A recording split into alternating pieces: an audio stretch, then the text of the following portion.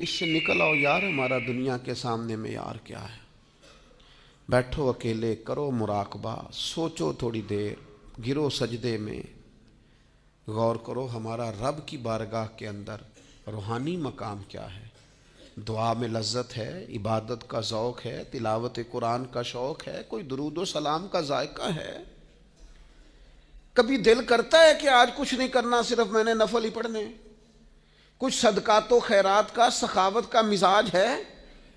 اپنی زندگی میں اس چیز کو لاگو کریں۔ بہت سارے لوگ ایسے ہیں جو بظاہر اس طرح کا سٹیٹس نہیں رکھتے، اس طرح کی طبیعت نہیں رکھتے، اس طرح کا مزاج نہیں رکھتے، لوگ ان کو وہ مقام اور مرتبہ نہیں دیتے، لیکن عند اللہ ان کا بہت زیادہ مقام ہے۔ یہ میرے سامنے مشکوٰۃ شریف ہے، اور حدیث کے راوی حضرت ابو سعید خدری رضی اللہ تعالیٰ عنہ ہیں، اگرچہ یہ حدیث ابو داؤد شریف میں بھی موجود ہے۔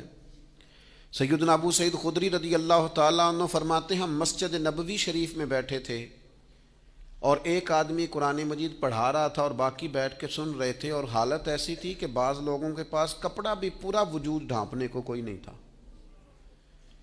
یعنی ان کے جسموں پر جو لباس تھا وہ بھی اتنا زیادہ نہیں تھا کہ وہ چادروں میں سمٹے ہوئے ہوں، بس سادے سادے لباس، اس کے ساتھ وہ وقت گزار رہے تھے۔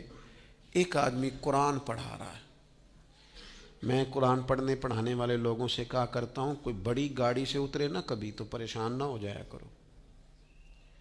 تم کسی کو دیکھو نا کہ وہ جناب بڑا جدید ترین لباس پہن کے تمہارے پاس سے گزرا ہے تو پریشان نہ ہوا کرو، تم بڑے خوش قسمت ہو جن کے سینوں میں اللہ نے قرآن مجید رکھا ہوا ہے۔ ایسے مروب نہ ہوا کرو، روب میں نہ آیا کرو۔ جناب ابو سعید خدری رضی اللہ تعالیٰ عنہ فرماتے ہیں کہ لباس بھی اس طرح میسر نہیں تھے ہمیں، پر ہم مسجد نبوی شریف میں بیٹھے تھے اور ایک صاحب قرآن مجید کی تلاوت کر رہے تھے، گویا پڑھا رہے تھے اور باقی سن رہے تھے، سیکھ رہے تھے۔ اچانک ہماری نظر اٹھی تو مدینے والے محبوب بھی تشریف فرما ہو، حضور کو سامنے پایا تو بس کیفیت ہی بدل گئی۔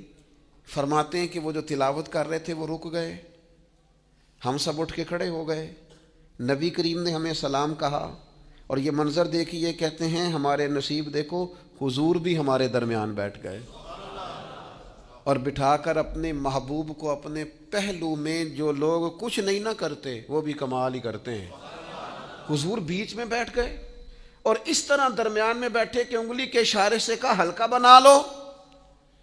کہتے ہم نے ہلکا بنا لیا، اور پھر حضور نے آتے ہی پوچھا کیا کر رہے تھے، حالانکہ دیکھ بھی لیا ہے، کیا کر رہے تھے؟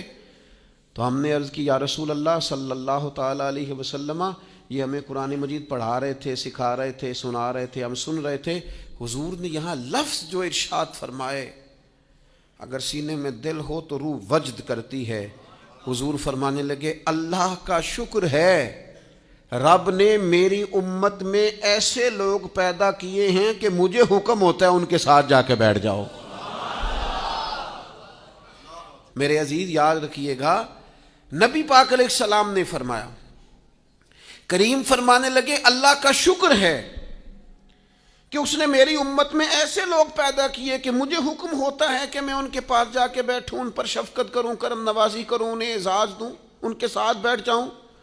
اور پھر حضور فرمانے لگے اے گروہ مہاجرین اور انصار، اے فقیر لوگو، تمہیں خوشخبری ہو، اللہ قیامت کے دن تمہیں پورا نور عطا فرمائے گا، اور فرمایا تم امیر لوگوں سے آدھا دن پہلے جنت میں چلے جاؤ گے، اور فرمایا وہ آدھا دن 500 سال کا ہوگا، آدھا دن پہلے جنت۔ حالانکہ یہ لوگ وہ تھے جن کے وجود پر لباس پورا نہیں، لیکن جو عند اللہ مقام ہے، جو اللہ کی بارگاہ میں درجہ ہے، جو ان کے روحانی مقامات ہیں، جو اللہ کے حضور اور نبی پاک کی بارگاہ میں انہیں قرب خاص حاصل ہے، وہ اتنا اعلیٰ اور بلند ہے کہ نبی کریم ان کے درمیان آ کے بیٹھ جاتے ہیں۔